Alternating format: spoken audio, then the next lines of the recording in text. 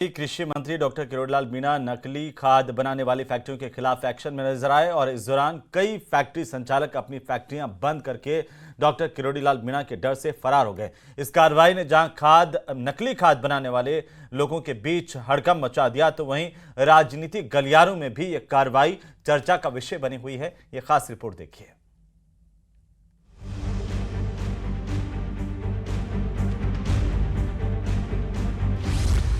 दूसरे दिन भी एक्शन में दिखे डॉक्टर किरोड़ीलाल मीणा। भ्रष्टाचार के खिलाफ ग्राउंड लेवल पर एक्शन, अवैध फैक्ट्रियों पर छापेमार कार्रवाई, कांग्रेस ने कार्रवाई पर कसा तंज।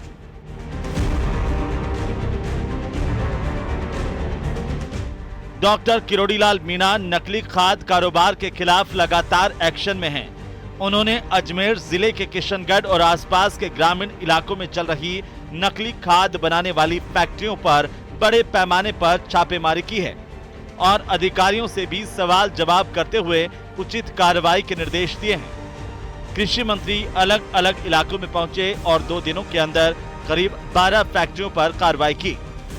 इस कार्रवाई से तो हम संतुष्ट हैं, लेकिन इससे इतना नुकसान हो रहा है खेतों को कि हमारा जो बह के बाहर पानी जाता है ना, वो भी पानी मतलब पशु तक नहीं पी सकते उनको, इतना वो गंदा पानी हो गया। एक तो फसल कमजोर है रही है और किसानों के लिए जो बात जमीन बरसात बरसे तो भी को पानी बहर जा रही है, दूसरा के मान भी जा रही है, तो वो भी खराब है। इससे खेती की उर्वरा शक्ति पूर्णतया खत्म होने के आसार होते हैं और जो उत्पन्न होते हैं अनाज है कुछ भी है, तो उसको जो हम खाते हैं उससे कैंसर बढ़ने के बेहद ही आसार होते हैं, तो ये बहुत ही हानिकारक है।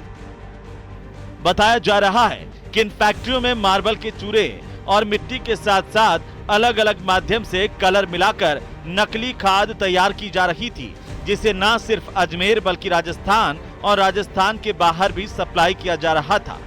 ब्रांडेड कंपनियों का टैग लगाकर इनकी सप्लाई की जा रही थी।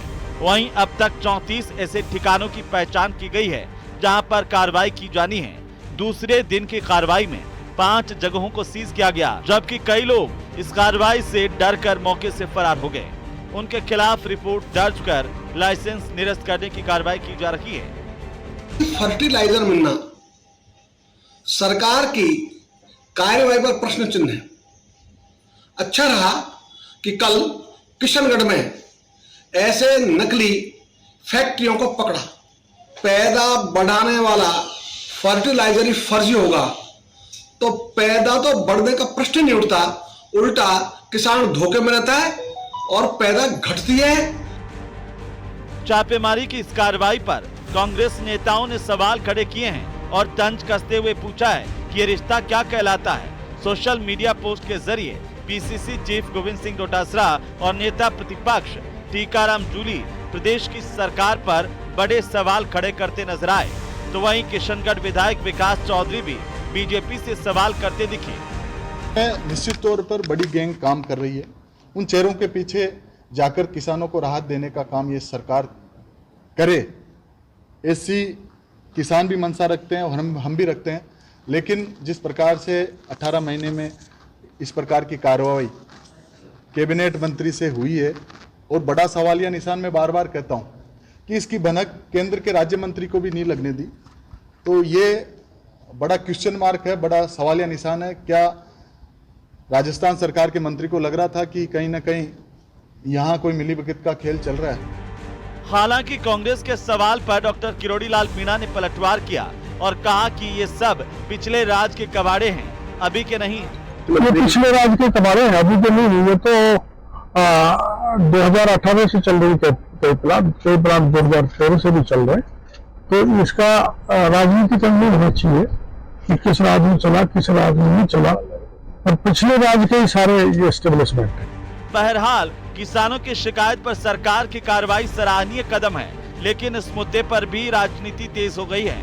लेकिन इस तरह की खाद से किसानों को काफी नुकसान पहुंचा है, इसको भी नजरअंदाज नहीं किया जा सकता।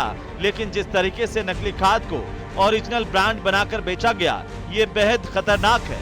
ऐसे में आरोपियों के खिलाफ सख्त कार्रवाई की जानी बेहद जरूरी है। अजमेर से न्यूज़ 18 राजस्थान के लिए अशोक भाटी की रिपोर्ट।